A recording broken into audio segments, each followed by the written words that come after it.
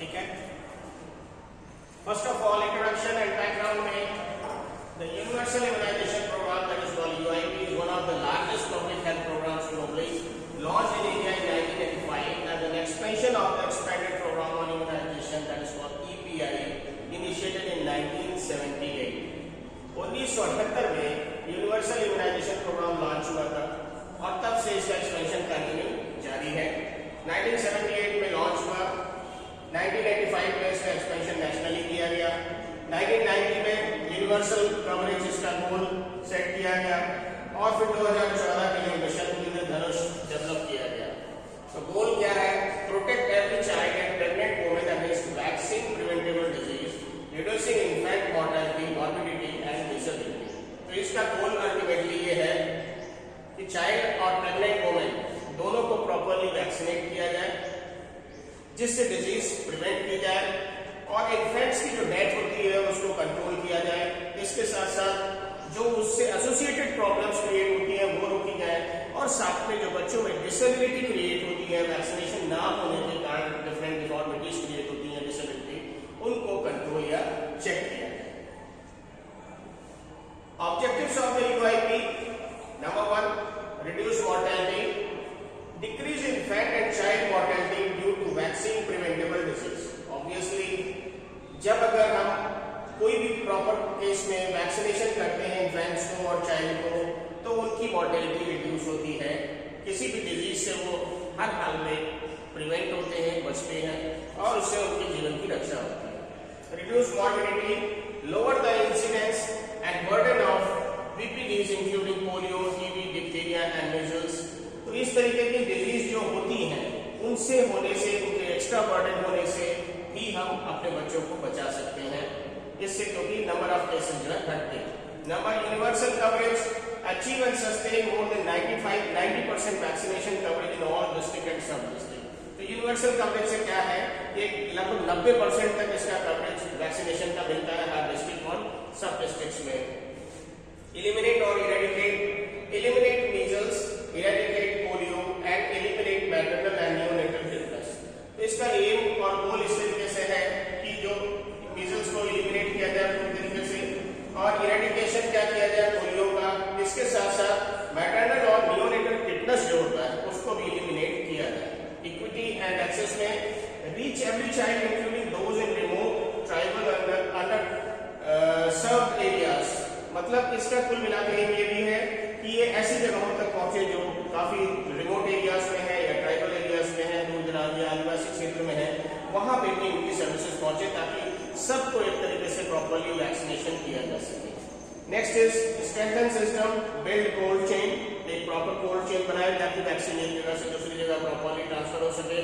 Supply chain maintain की जाए and health worker capacity for sustainable delivery, और sustainable delivery के लिए हेल्थ केयर वर्कर्स की कैपेसिटी को भी बढ़ाया जाए। तो इस तरीके से एक ऑब्जेक्टिव है यूनिवर्सल इम्यूनाइजेशन प्रोग्राम का।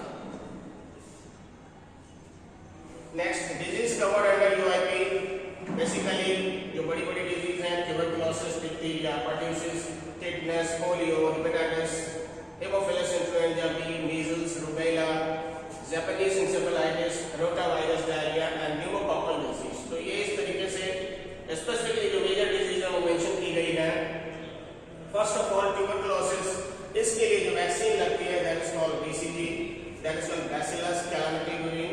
And this is diphtheria, diphtheria के लिए एक कंबाइंड चलती है that is called DPT, diphtheria, pertussis और टिटनेस के लिए, और इसके साथ साथ पेंटावैलेंट भी यूज होती है। नेक्स्ट इज पर्ट्यूसिस, पर्ट्यूसिस के लिए भी डीपीटी या पेंटावैलेंट यूज की जाती है। टिटनेस के लिए भी डीपीटी, टीटी या टीडी यूज होती है। पोलियोमाइलाइटिस के लिए ओरल पोलियो वायरस और पोलियो वायरस वैक्सीनेशन होता है, और हेपेटाइटिस बी में वैक्सीन इसकी जो पेंटावैलेंट वैक्सीन के ही अंतर्गत ही आती है। हेमोफिलस इन्फ्लुएंजा बी में इसमें भी पेंटावैलेंट यूज होती है। मीजल्स में एमआर या MMR, measles mumps and rubella वाली वैक्सीन लगती है। रूबेला में भी एमआर या एमएमआर यूज होती है। एंड जापानीज एंसेफेलाइटिस के लिए specific JE that is endemic areas में जापानीज एंसेफेलाइटिस वैक्सीन लगती है। रोटावायरस डायरिया में rotavirus vaccine and pneumococcal disease में टीसीवी न्यूमोकॉकल वैक्सीन लगती है। वैक्सीनेशन शेड्यूल पे आते हैं तो इन्फेंट्स एंड चिल्ड्रन पे क्या वैक्सीनेशन शेड्यूल होता है। फर्स्ट ऑफ ऑल एज की बात करें तो एट बर्थ, बच्चे के जन्म होते ही समय बीसीजी ओपीवी की 0 डोज और हेपेटाइटिस बी1 लगता है। इसका रूट होता है इंट्राडर्मल, ओरल या इंट्रामस्कुलर, ठीक है। Next is after on the 6th week OPV की फर्स्ट डोज, पेंटावैलेंट की फर्स्ट डोज, आईपीवी की first dose, rotavirus first dose, PCV first dose and FLPV की फर्स्ट डोज, और ये ओरल, इंट्रामस्कुलर एंड इंट्राडर्मल दी जा सकती है। 10th वीक पे ओपीवी की second dose, pentavalent second dose, rotavirus second dose and PCV second dose, इसको ओरल या इंट्रामस्कुलर दे सकते हैं। When the baby is of 14 weeks, OPV 3, pentavalent 3rd, OPV 2, rotavirus 3rd and PCV 3rd and FLPV की second dose दी जाती है। That can be given by the oral, intramuscular and intradermal route. जब baby 9 month का हो तो MR1, JE1, endemic और endemic vitamin A इसके साथ दी जाती है जो सबक्यूटेनियस दी जाती है।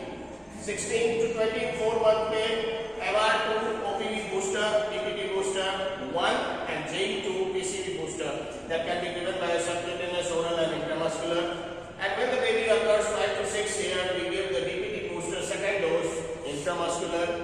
And 10 to 16 years, when the baby occurs, that is called tetanus and diphtheria dose at intramuscular route. So this is the basic standard parameters and the schedule for the infants and children vaccination.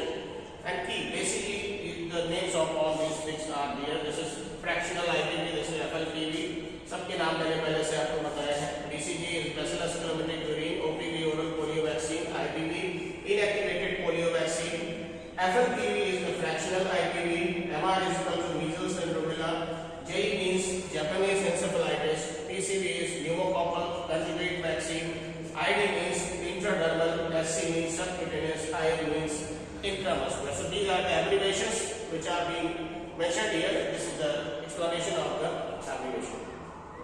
Now next, vaccination schedule in pregnant women. Basically tetanus toxoid vaccine जो है दी जाती है,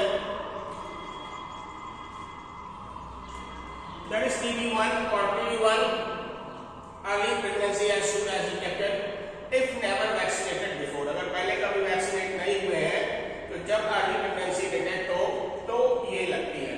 फिर TT2 4 weeks after TT1 and TT1 और TT1 की dose के 4 हफ्ते बाद लगती है।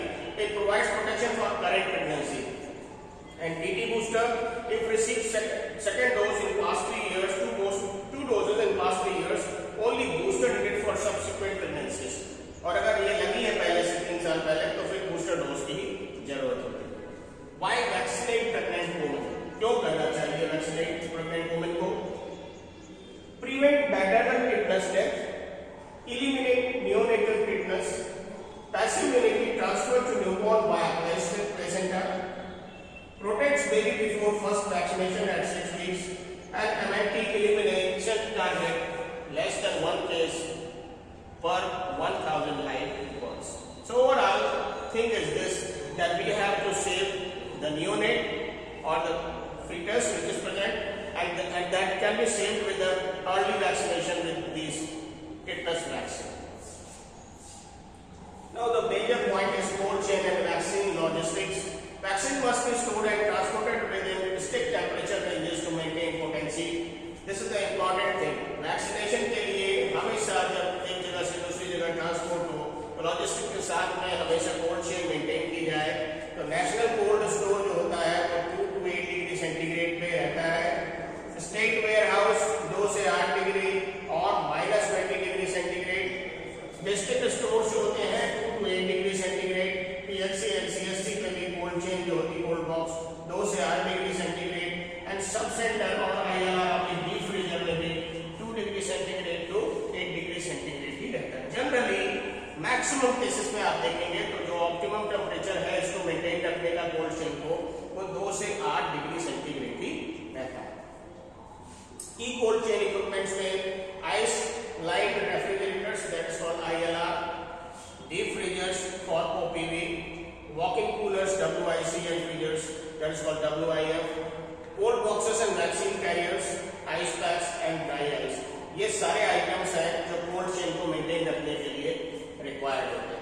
Next is vaccine storage temperatures में ओपीवी के लिए -15 से लेके -25 ये डीप फ्रीजर का है।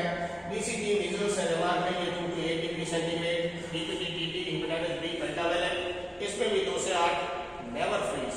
Note down this thing, DPT, TT and hepatitis B, ये वैक्सीन को फ्रीज नहीं करना। Next is rota virus, that is at the same 2 degree centigrade to 8 degree centigrade. Next is vaccine delivery system and infrastructures, fix site, outreach sessions, village health and nutrition day, mission Indradhanush, intensified missions Indradhanush and यूविल platform. पहले एक एक करके बात करते हैं। पहले fix site, routine immunisation at sub-centers, PHC, CHC, district hospitals, and fortnight, AM administers vaccine on a fixed dose, fixed days. तो जो भी ANM होती है वहाँ पे वो हर हफ्ते फिक्स डेट को वैक्सीनेशन के लिए प्लान करते हैं और उसको प्लान करके इन PHC, CHC या डिस्ट्रिक्ट हॉस्पिटल्स होते हैं या सब सेंटर्स यहाँ पे बच्चों को वैक्सीनेट करते हैं। नेक्स्ट इज आउटरीच सेशन में mobile teams visit village, hamlets and hard to reach areas. Session held every 2 weeks at village level. Village level पे हर 2 हफ्ते पे इस मोबाइल टीम का गठन होता है और वो अलग अलग स्थानों पे गांव के और अन्य दुर्गम जो स्थान है वहाँ पे जाती है और लोगों को वैक्सीनेट करती है। Next is village health and nutrition day में monthly platform at Anganwadi centres combining immunisation with nutrition, ANC and health promotion act services. तो हर महीने जो है आंगनवाड़ी केंद्र में इस तरीके का इम्यूनाइजेशन और न्यूट्रिशन से रिलेटेड प्रोग्राम होता है और antenatal care and health promotion services को भी बढ़ाया जाता है। Next is mission Indradhanush, launched 2012, intensive drive to immunize vaccinated, partially vaccinated children and pregnant women in high risk areas. तो जो हाई रिस्क एरियाज में प्रेग्नेंट वुमेन है या चिल्ड्रन है उनको वैक्सीनेशन करने के लिए इस तरीके का प्रोग्राम चलाया गया है जो रिस्क एरिया में। Next is intensified mission Indradhanush IMI 1.0 launched in 2017, IMI 2 2019 में और IMI 3 2021 में successive rounds targeting districts with low coverage। ठीक है।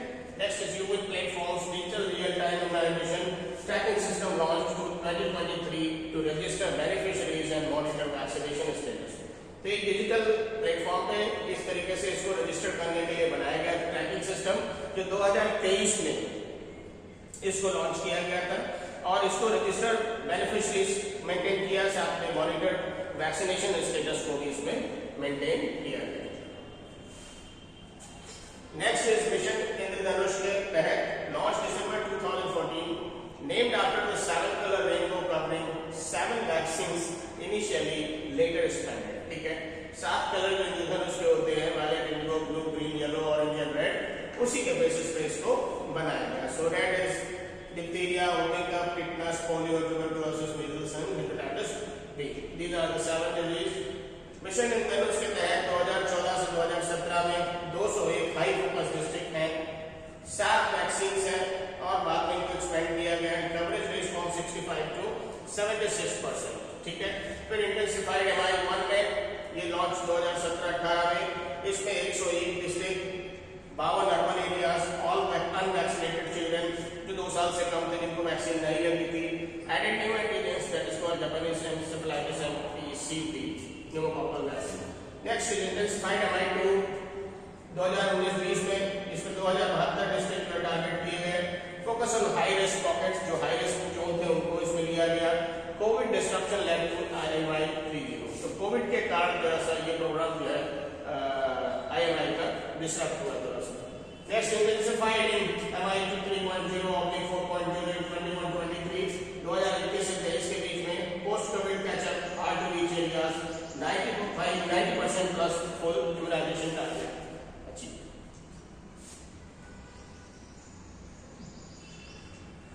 Next is achievement and coverage data, almost 90% full immunization coverage in 2023, 2023 तक 90%, 12 वैक्सीन प्रिवेंटेबल डिजीज कवर्ड हुई है इसमें और लगभग 27 million children immunised annually and 2014 में polio free India certified by the WHO के द्वारा 2014 में पोलियो फ्री भारत का सर्टिफिकेट भारत को मिल चुका है। Next, polio immunization coverage trend, एक स्पेसिफिक ट्रेंड है 92, 98, 2005, 15, 19, 21, 23। So this is the coverage of this. Next की माइलस्टोन क्या है? पोलियो फ्री सर्टिफिकेशन 2014 में, MNT एलिमिनेशन 2015 में, लॉस एलिमिनेशन 2016 में, more than 80% coverage in NFHS 5, measles rubella campaign 2017-19 and covid vaccine 2021 under EPI. Now this is important. Roles and responsibility. Ministry of Health and Family Welfare,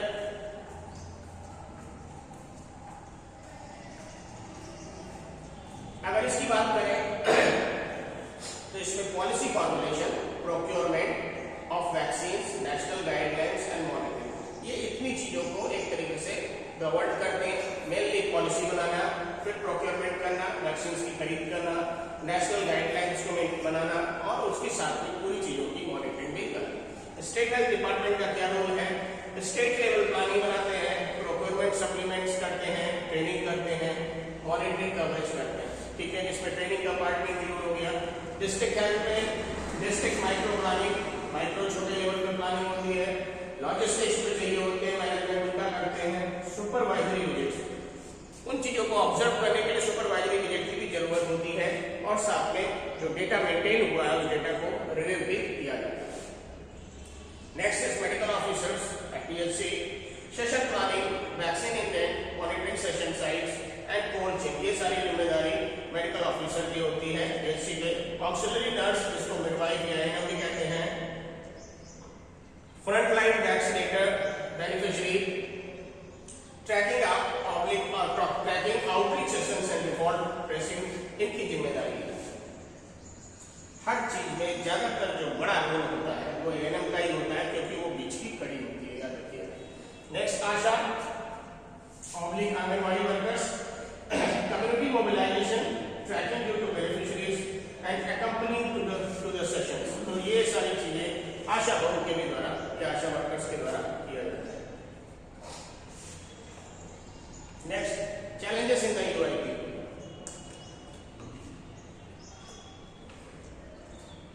तो universal immunization programme में क्या क्या challenges हैं, major की बात करें। पहला चीज है vaccine hesitancy, next is geographical barriers, third is cold chain gaps, fourth is workforce shortage, fifth is drop out rates and sixth is data quality. पहले एक एक करके बात करेंगे। Vaccine hesitancy means miss information, religious public cultural objections, fear of side effects, especially in certain communities and urban slums। क्या होता है? कुछ उसके विषय में भ्रांतियां फैलाना, या कोई धार्मिक या सांस्कृतिक कोई ऑब्जेक्शंस उसमें, या फिर उसके साइड इफेक्ट से रिलेटेड कुछ फियर फैलाना। इस तरीके की कुछ स्पेसिफिक कम्युनिटीज या अर्बन स्लम्स में ये चीजें क्रिएट होती है। नेक्स्ट, जियोग्राफिकल बैरियर्स में remote tribal areas, forest zones, flood prone regions and urban slums remain hard to reach with regular sessions. जो भी रिमोट ट्राइबल एरियाज होते हैं, दूरगामी जो आदिवासी क्षेत्र है या जंगली क्षेत्र है या बाढ़ से प्रभावित क्षेत्र है या शहरों के जो स्लम एरियाज होते हैं, उन तक पहुंचना रेगुलर सेशन में कठिन होता है। कोल्ड चेन गैप्स में power outage, equipment failures, इनएडिक्वेट last mile cold chain, infrastructure compromise, vaccine potency. तो कोल्ड चेन गैप्स ऑब्वियसली जब कभी बहुत बड़े स्केल पे काम होता है तो किसी सर्टेन प्लेस तक पहुंचने में कोल्ड चेन ब्रेक हो सकती है, ऐसी पॉसिबिलिटी भी आती है। तो इसमें कोई पावर का अगर दिक्कत हो जाए या इक्विपमेंट फेलियर हो जाए या इनएडिक्वेट last mile cold chain infrastructure compromise कर जाए, या उसके कारण से वैक्सीन की पोटेंसी पे भी असर आ सकता है। वर्कफोर्स शॉर्टेज में इनसफिशिएंट एनएम की संख्या कम होना, high vaccinators attribution, overburden health staff, काफी ज्यादा वैक्सीनेशन के लोगों का आना और उसकी वजह से हेल्थ वर्कर्स पे काफी बड़ा इफेक्ट आना, इनएडिक्वेट ट्रेनिंग अपडेट्स, और इसके साथ साथ अगर ट्रेनिंग अपडेट ना हो तो भी ये चैलेंजेस आ सकते हैं।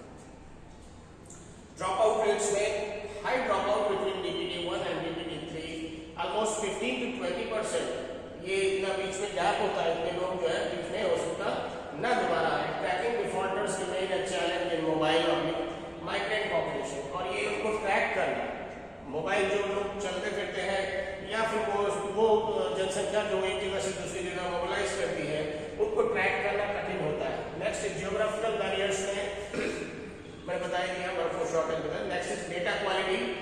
डेटा क्वालिटी में under reporting, inconsistent data from private sector.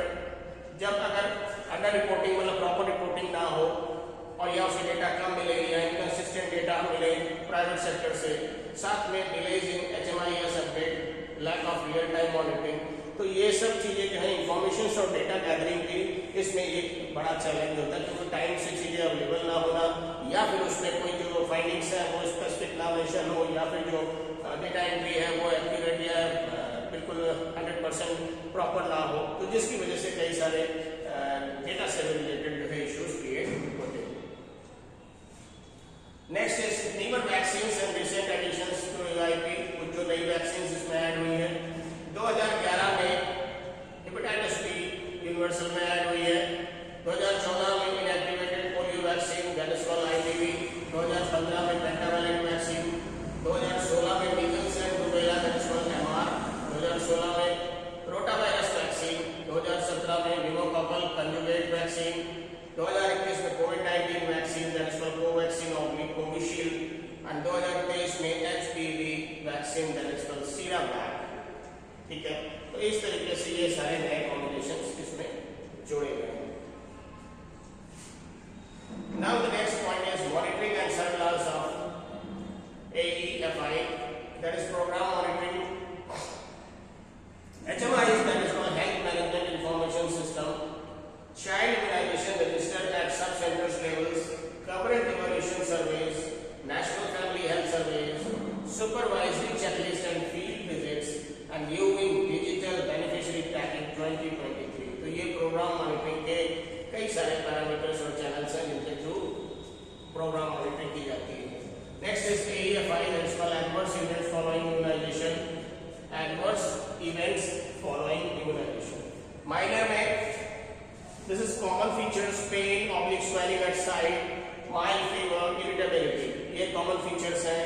जिस जगह पे इंजेक्शन लगा वहां पे दर्द या स्वेलिंग मिले या हल्का बुखार मिले या उसकी वजह से थोड़ा सा इरिटेबिलिटी मिल सकती है। मॉडरेट फीचर्स में परसिस्टेंट क्राइम, लगातार बच्चे का रोना, हाई फीवर, तेज बुखार आना, या एक सर्टेन स्टेज पे सीजर्स भी आ सकते हैं जब फेब्राइल होता है, पेशेंट बच्चा जब फेब्राइल होता है और फीवर 104 के आसपास हो, 103 से अबव, तो उस स्टेट में भी फेब्राइल सीजर्स आ सकते हैं। Next is severe rare anaphylaxis, encephalopathy, interception, ये सारे फीचर्स भी मिल सकते हैं। सडन कोई रिएक्शन हो जाए या एन्सेफेलोपैथी हो जाए, इस तरीके की चीजें भी क्रिएट हो सकती है। नेक्स्ट इज प्रोग्राम एरर्स में abscess, sepsis, needle stick due to improper technique, ये चीजें भी प्रोग्राम एरर में आ सकती है। And all AEFI must be reported to district immunization officers within 24 to 48 hours। This is important. Adverse events अगर होते हैं कोई भी फॉलोइंग उस इम्यूनाइजेशन प्रोग्राम में, तो उसको मेंशन करना 24 से 48 घंटे में बेहद जरूरी है। नेक्स्ट इज की टेकअवेज एंड वे फॉरवर्ड में number 1, UIP is one of the world's largest immunization programs reaching more than almost 27 million children and 30 million pregnant women annually. India achieved polio-free status in 2014 and MNT elimination in 2015, testament to program success. And number 3 is full immunization coverage has grown from 36% in 1992 to 90% in 2023, driven by mission independence। बहुत बड़ा change है, ये बहुत अच्छी बात है। Next is number 4 is cold chain integrity and last mile delivery remain critical challenges, requires continuous investment. इस चीज पे अभी भी फोकस करना है कि कोल्ड चेन को लास्ट मोमेंट तक मेंटेन रखना है। Number 5 is new vaccine, PCV, rotavirus, HPV are being progressively added towards right vaccine, right child and right time। These 3 things has to be known to all of you: right vaccine, right child and right time। ठीक है, सही vaccine, सही बच्चा और सही समय। ठीक है। नेक्स्ट डिजिटल टूल्स में यूमिन और community mobilisation and intersector coordination are key for achieving 100% coverage. तो अगर हम इस तरीके से सारी चीज़ों को लेके चलते हैं और एक स्टैंडर्ड वे में सारी चीज़ों को फॉलो करते हैं और सारे पैरामीटर्स को और कोल्ड चेन को मेंटेन करके चलते हैं, तो एक समय दूर नहीं जब हम भारत को अन्य इस प्रकार की जो बीमारियां जो छोटे बच्चों में, नवजात बच्चों में होती है या मदर को कुछ से रिलेटेड इश्यूज होते हैं, वो सारी चीज़ों को हम इरेडिकेट या पूरी तरीके से खत्म कर सकते हैं। Thank you so much.